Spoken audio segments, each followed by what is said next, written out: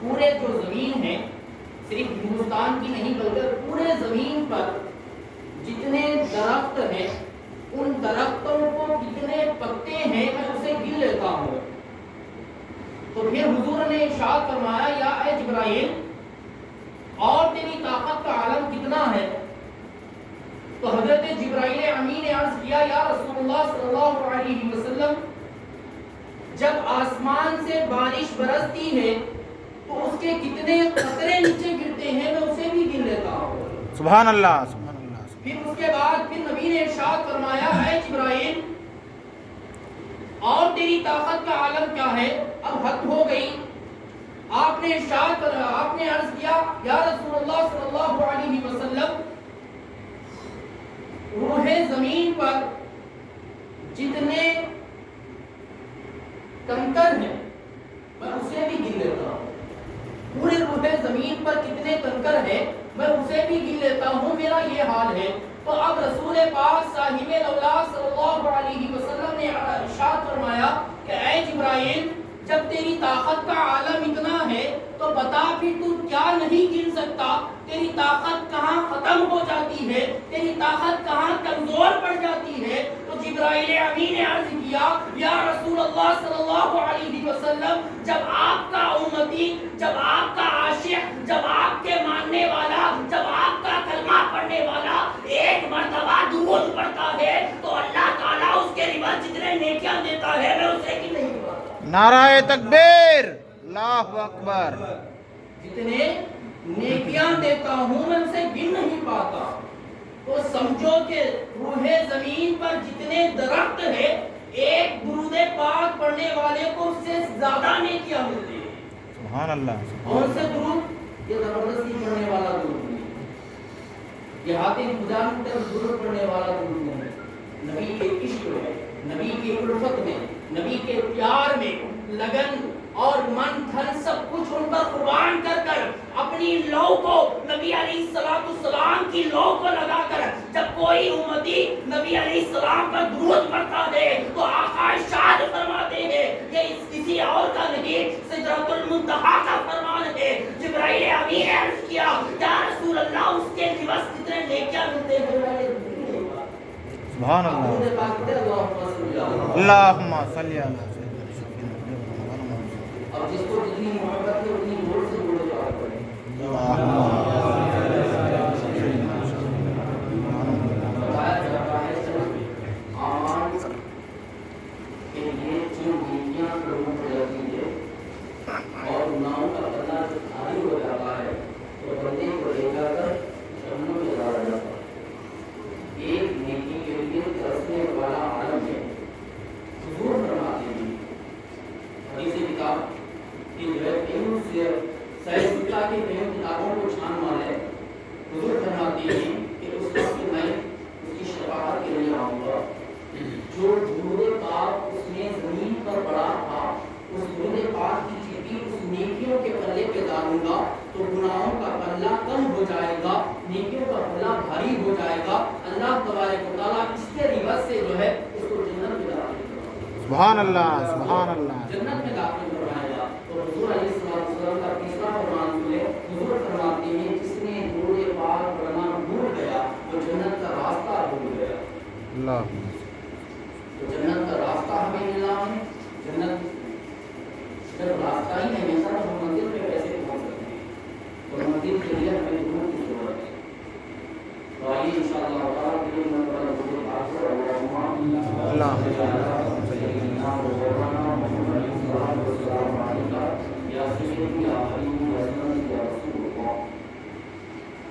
اور سے سنیں انشاءاللہ تعالیٰ کہ کسی عام انسان کی صورت نہیں ہے، اسلام کی صورت ہے، اسلام کلام پر ہوں دنیا میں بھی جس کے بدولت آئے ہیں تو قیامت میں بھی جس کے بدولت اٹھائے جائیں گے۔ حضور علیہ السلام کے بارے میں اور ان بنیاد کو بنا رہے ہیں انشاءاللہ تعالیٰ قرآن اور حدیث سے اس بات کو ہم ثابت کریں گے کہ میلاد شریف منانا قرآن اور حدیث سے ثابت ہے انشاءاللہ تعالیٰ۔ قرآن کی آیتیں پڑھ کر مصطفیٰ کی حدیثیں پڑھ کر اس میں جو بھی اگر کوئی غلطی ہو جائے یا کوئی آیتوں میں یا کوئی حدیث میں مشکل ہو جائے تو جو چور کی سزا ہے وہ امام فقیہ خادم کی ہوگی. اور سے سنیں اس لیے کہ یہی چیزیں قبر میں بھی کام آئیں گے، حشر میں بھی کام آئیں گے. اور اس میلاد کون مناتا ہے؟ اشرف المخلوقات یعنی انسان کو چھوڑ کر اور کون مناتا ہے؟ اسے بھی جو ہے حدیث کی روشنی میں ہم ثابت کریں گے. اس لیے کہ اس دور میں ہر چیز دلیل پہ ملتی ہے، اور اس نبی کا میلاد جن دلیل کا ہو جائے تو یہ ہمارا بیان کامیاب نہیں ہوگا. حضور کے والد بزرگوار حضرت عبداللہ رضی اللہ تعالیٰ عنہ، حضور کے والد ہیں، حضور کی ماں بی بی آمنہ رضی اللہ تعالیٰ عنہ. حضرت عبداللہ رضی اللہ تعالیٰ عنہ بھی حضور علیہ السلام دنیا میں تشریف نہیں لائے. اس وقت کی بات بتا رہا ہوں، نبی ابھی دنیا میں تشریف نہیں لائے. اگر کوئی خطیب یا کوئی بیان کرنے والا یہ کہے کہ نبی ابھی پیدا نہیں ہوئے ہیں تو وہ توہین کافر ہو جائے گا. اس لیے کہ نبی علیہ السلام اس وقت پیدا کیے گئے جس وقت نہ وجود تھا نہ وجود کی کوئی نشانی تھی. صرف اس وقت دو ہی تھے، ایک نور الہی، ایک نور مصطفیٰ. بات ذرا بڑی ہے، بڑے دماغ سے سنیں. رب کا نور، اللہ کا نور، محمد صلی اللہ علیہ وسلم. یہ دو نور کے علاوہ نہ آسمان تھا، نہ زمین تھا، نہ اشرف المخلوقات تھے، نہ جنات تھے، نہ جماعات تھے، نہ حیوانات تھے، نہ پہاڑ تھے، نہ پانی تھا، کچھ بھی ہوا تھی، نہ کچھ نہیں تھا، نہ فرشتوں کا وجود تھا. جب کوئی نہیں تھا اس وقت دو نور تھے، ایک نور نور محمدی، دوسرا نور خدا. اب میں آپ کو آگے یہ بھی بتاؤں گا کہ اس نور کو کیسے بنایا گیا. اللہ تبارک و تعالیٰ کا ایک ہی نور تھا. اس وقت کی بات کر رہا ہوں جب محمد کا نور بھی نہیں تھا، صرف اور صرف خدا کا نور تھا. تو اللہ تبارک و تعالیٰ نے چاہا کہ میری ربوبیت کو میں دیکھوں، میں اپنے آپ کو دیکھوں.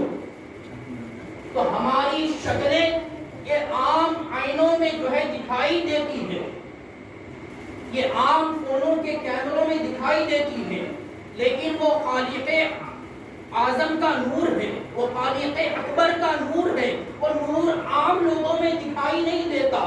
وہ اس کا نور نور خلق ہے، اس کا نور نور جو ہے عظیم ہے، اس کا نور سب سے اعلیٰ ہے. وہ نور کسی میں نظر آنا ہے تو وہ نور کو وہ ترکیب بنائے، وہ اپنی مشیت سے، وہ اپنی جو ہے طریقے سے جو ہے اگر کوئی دیکھنا چاہے تو وہ صرف اپنے نور کو دیکھ سکتا ہے. لیکن یہ دنیا کی چیزیں، یہ دنیاوی بنائی ہوئی چیزیں جو ہے اس میں اللہ کا نور نہیں دیکھ سکتا. اب ہر مولوی سے سنے ہوں گے کہ اللہ ایک ہے اور ہر جگہ موجود ہے، اس میں کسی کو شک نہیں. تو میں آپ سے سوال کرنا چاہتا ہوں، اتنے دن سے آپ مسلمان ہیں، کبھی کسی شے میں، اس لیے کہ ہر شے میں خدا ہوتا ہے، ہر شے میں، ہر چیز میں خدا کا نور ہوتا ہے. تو سمجھو کسی چیز میں آپ کو کبھی خدا نظر آیا تو کہیں گے صاحب نظر تو نہیں آیا. تو اس کا مطلب آپ انکار بھی نہیں کر سکتے کہ خدا کا نور نہیں ہے، اس لیے کہ ہماری آنکھیں اس قابل کی نہیں ہے جو پروردگار کے نور کو دیکھ لے. تو مصطفیٰ جان رحمت صلی اللہ علیہ وسلم کا وجود نہیں تھا، مصطفیٰ جان رحمت صلی اللہ علیہ وسلم کا جو ہے نور بنا نہیں تھا. تو اللہ نے چاہا کہ میری ربوبیت کو میں دیکھ لوں، میری جو ہے میرے نور کو میں دیکھ لوں کہ خالق ہو، مالک الکل ہو، مالک الرحمن ہو، مالک الرحیم ہو، میں کیسا دکھتا ہوں، میں کیسے نظر آتا ہوں، میں اپنے آپ کو دیکھتا کیسے دکھتا ہوں. تو اللہ نے چاہا کہ میں دنیا میں کسی بھی مخلوق پر اپنا نور ڈال دوں تو وہ برداشت نہیں کر سکے گا. اس لیے کہ موسیٰ کو جو ہے عشق دکھایا، تھوڑا سا جو ہے چھلک دکھائی تو کوہ طور کا پہاڑ جو ہے راکھ بن کر جو ہے جل گیا تھا. تو جو ہے اللہ نے چاہا کہ اس سے پہلے ہی اللہ کے علم میں تھا کہ میرے وجود کو، میرے نور کو، میرے جو ہے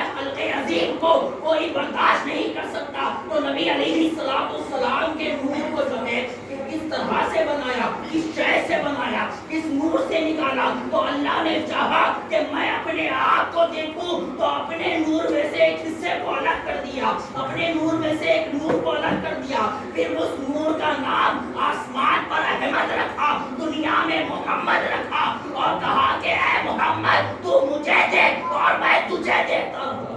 سبحان اللہ، سبحان اللہ، تو اس وقت کی بات عرض کر رہا ہوں جس وقت نہ آسمان تھا، نہ انسان تھے، نہ جیونات تھے، نہ حیوانات تھے، اس وقت دو ہی نور تھا، ایک نور الہی، ایک نور مصطفیٰ۔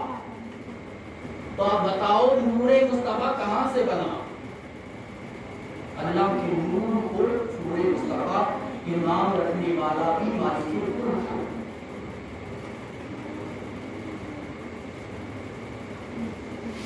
پھر دیکھنا چاہا، اس کی دلیل کو قرآن پاک سے لو، پھر دیکھنا چاہا تو بہانہ معراج بنا دیا۔ لوگوں معراج بناتے ضرور ہے لیکن کس لیے بناتے ہیں کہ نور جو زمین پر آ گیا تھا تو اللہ نے چاہا کہ پھر اس نور کو دیکھیں، اس کو معراج بنا کر اللہ نے پھر اپنے محبوب کو بلا لیا۔ جب محبوب آئے اس وقت بھی جب نور کو بنایا گیا تھا اس وقت بھی وہاں کوئی موجود نہیں تھا، جب معراج پر بلایا گیا اس وقت بھی کوئی موجود نہیں تھا، بلکہ جو ہے وہ ملنا چاہتا ہے تو عرش اعظم پہ مل سکتا تھا، وہ ملنا چاہے تو موسیٰ کی طرح کوئی دور پہ مل کر سکتا تھا، اس کے جو ہے کام میں کوئی جو ہے ہاتھ نہیں لگا سکتے، وہ جب چاہتا ہے جیسے چاہتا ہے اس کی مرضی کے مطابق دنیا چلتی ہے، وہ جب چاہے جس کو چاہے اپنا نور دکھا سکتا ہے، لیکن اللہ نے کہا کہ اے محمد ہم اسی طرح ملیں گے جس طرح جب کوئی نہیں تھا، اب بھی ہمارے درمیان کوئی نہیں ہوگا۔ اب قرآن بیان کرتا ہے میرے اور اس نور کے درمیان ایک کمان کا فاصلہ تھا، پھر اس نور کو ملایا گیا، کہا جبرائیل پریشان ہوئے، جبرائیل کو چھوڑ دیا، فرشتوں کو چھوڑ دیا، ملائکہ کو چھوڑ دیا، انبیاء کو چھوڑ دیا، سب کو چھوڑ کر صرف اس نور کو اس لیے بنایا تاکہ میں اس نور میں اپنی ربوبیت کو دیکھ سکوں۔ سبحان اللہ، اللہ نے اس نور کو بنایا اس لیے کہ اپنے آپ کو دیکھ سکے۔ اب آئے کہ حضور علیہ السلام کا پیدائش سے پہلے کا واقعہ بیان کرتے ہیں۔ آپ کے والد بزرگوار حضرت عبداللہ رضی اللہ تعالیٰ عنہ، آپ جس گلی سے گزرتے تھے، جس راستے سے گزرتے تھے، جس محلے میں جاتے تھے یا جس شہر میں آپ جاتے تھے، لڑکیاں عورتیں کھڑکی کھول کر آپ کا انتظار کرتی تھیں۔ اس کا حضور کے والد کا، ابھی حضور ماں کے شکم میں نہیں آئے،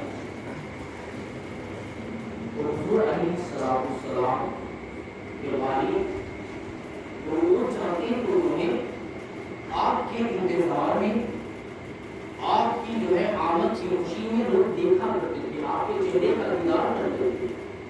ایک ایسا دن آیا جب شکم بی بی آمنہ میں محمد عربی صلی اللہ علیہ وسلم جلوہ افروز ہوئے۔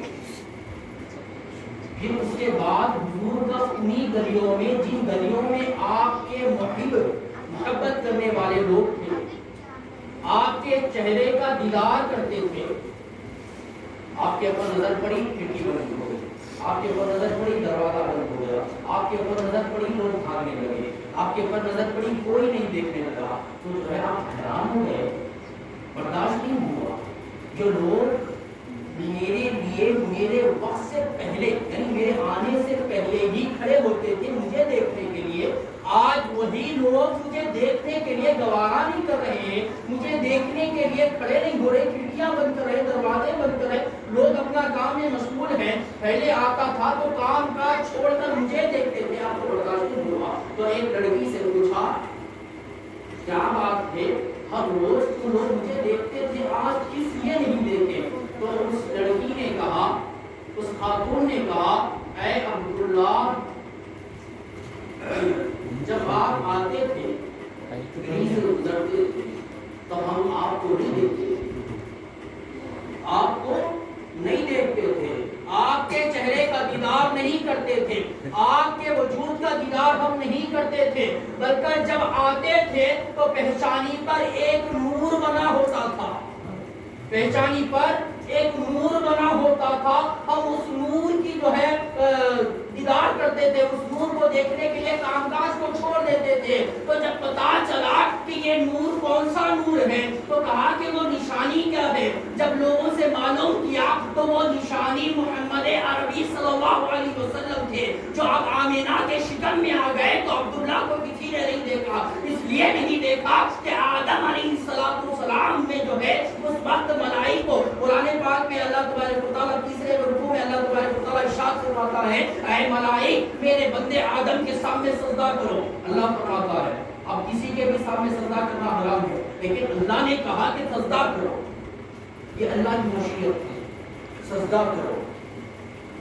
ملائک نے کیا، ملائک نے کیا، لیکن اس میں سے ایک تھا جو سجدے سے انکار کر دیا، اسی کا نام ابلیس ہے، اسی کو ابلیس کہا جاتا ہے.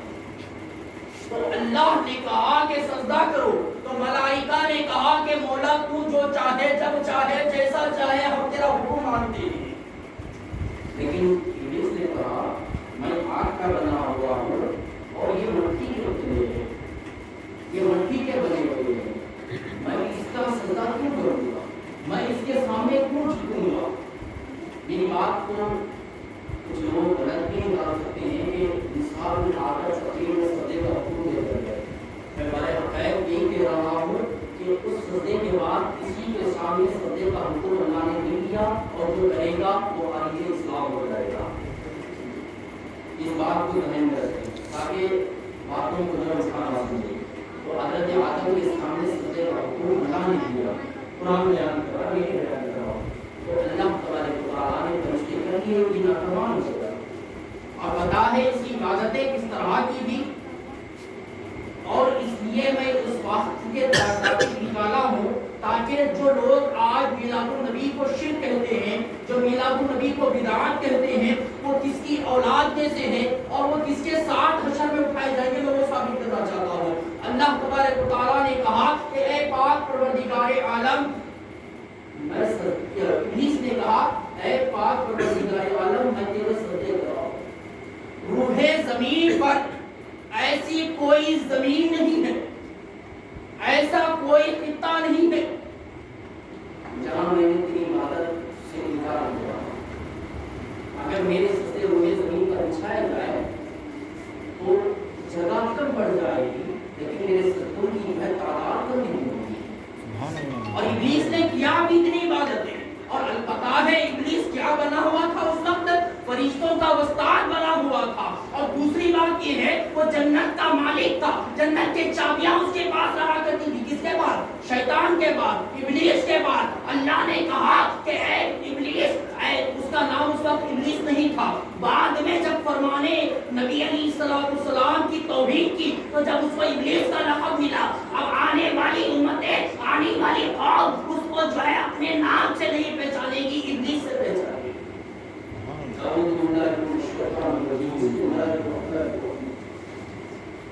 سارے لوگ سے پناہ مانگنے لگے. تو ابلیس جنت کے مالک سے، اللہ کے بڑے دربار سے، فرشتوں کے وسطات سے اتنا نیچے گر گیا، اتنا نیچے گر گیا کہ اب اس کا کوئی پہلو، کوئی اوقات نہیں. تو ابلیس کے پاس علم بھی اتنا تھا جتنا تھا معلوم.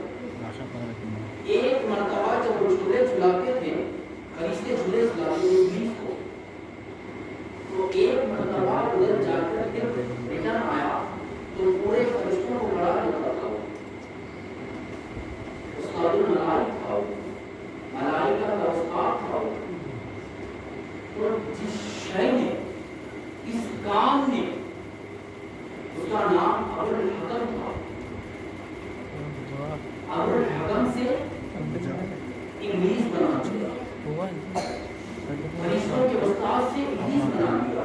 اللہ نے کہا کہ اے جب تو سجدے سے انکار کیا تو صرف سجدے سے انکار نہیں کیا، تو میرے بندے کی توہین ہی نہیں کی بلکہ میری نافرمانی بھی کی ہے. اب نکل جا میری بارگاہ سے، میری لعنت تیرے ساتھ ہوگی۔ دربار سے نکلنا گوارا کیا، لیکن اس نے تعظیم نبی کرنا گوارا نہیں کیا، نبی کے سامنے جھکنا گوارا نہیں کیا۔ آپ سنیں گے آدم کے سامنے سجدہ ہو رہا ہے، یہاں پر ہمارے نبی کہاں سے آ رہے ہیں؟ تو یہی سوال اس وقت آدم علیہ السلام نے کیا، اے پاک پروردگار عالم کیا بات ہے، سجدے کے لائق تو ہے، عبادت کے لائق تو ہے، مجھ سے میرے سامنے سجدہ کیوں کرا رہا ہے؟ اس میں تیری کیا مشیت ہے، کیا حکمت ہے؟ تو مولا تبارک و تعالیٰ ارشاد فرماتا ہے کہ اے آدم یہ غفلت میں نہیں رہنا کہ وہ تیرے سامنے سجدے کا حکم تھا۔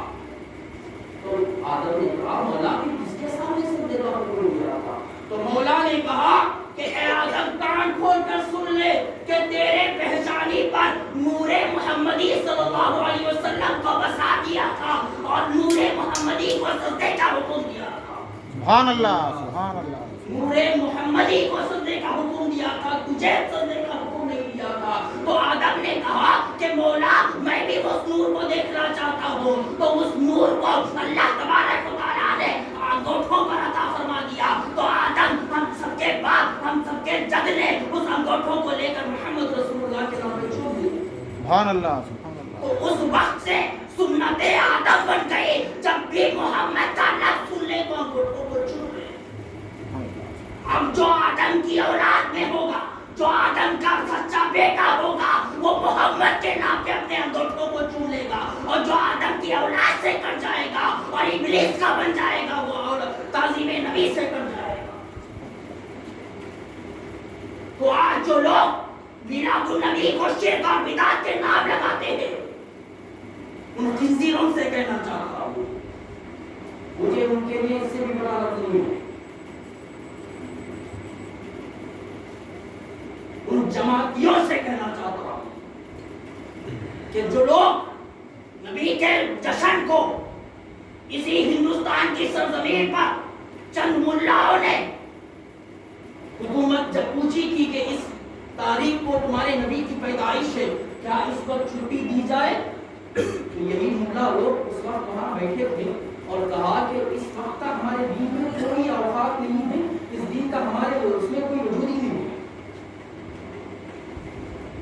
تو جو چور ملا لوگ تھے، چور عالم تھے، وہ پیسوں کے نام پر محمد عربی کی جو ہے سیرت سے کھیلتے رہے اور آج بھی کھیلتے رہیں گے، اور ان کی عبادتیں بھی، ان کے سجدے بھی اسی ابلیس کی طرح ہوں گے جو برسوں پہلے جس کے باپ نے سجدوں سے انکار کیا تھا، تعظیم نبی سے انکار کیا تھا، آج بھی اس کی اولاد نبی کے جشن سے انکار کر رہی ہے، نبی کے جلوس سے انکار کر رہی ہے، نبی کے غیر نام سے انکار کر رہی ہے۔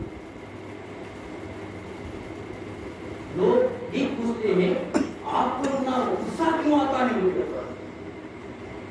فرق اتنا ہے میں جانتا ہوں کہ حقیقت آپ نہیں جانتے۔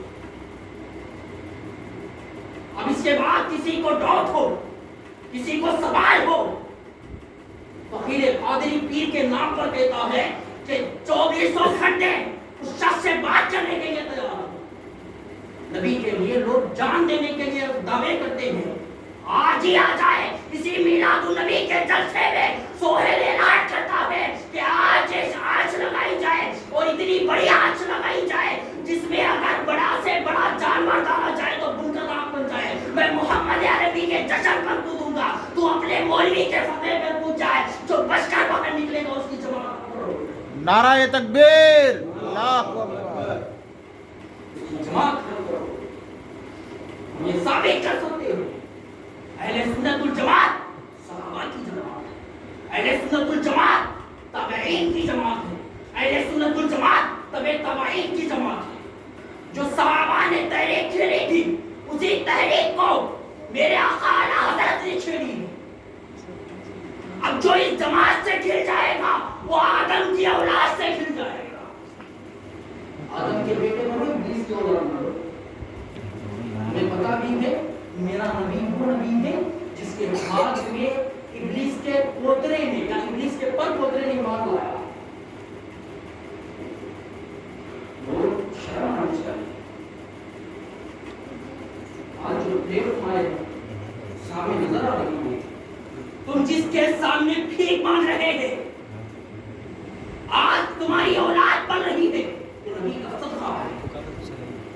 نبی نہ ہوتے آسمان نہ ہوتا، نبی نہ ہوتے زمین نہ ہوتا، نبی نہ ہوتے آدم نہ ہوتے، نہ حوا ہوتے، نہ ہمارا وجود ہوتا۔ اللہ تبارک و تعالیٰ نے فرمایا اگر نبی نہ ہوتے میری ربوبیت کی پہچان نہ ہوتی۔ اللہ یہ بھی نہیں کہتا کہ میں خدا ہوں، تو نبی کی جان سے، نبی کے نام سے اللہ کی پہچان دنیا بھر میں ہوگی۔ سبحان اللہ، سبحان اللہ۔ ایک امام، ایک مؤذن مسجد میں بیٹھ کر ہے، رمضان کا وقت گزر رہا ہے، ایک شخص آ گیا، آ کر کہا کیا ہم سب چاند ملے گا؟ لیکن اسی کا انتظار میں چاند نہیں ملا۔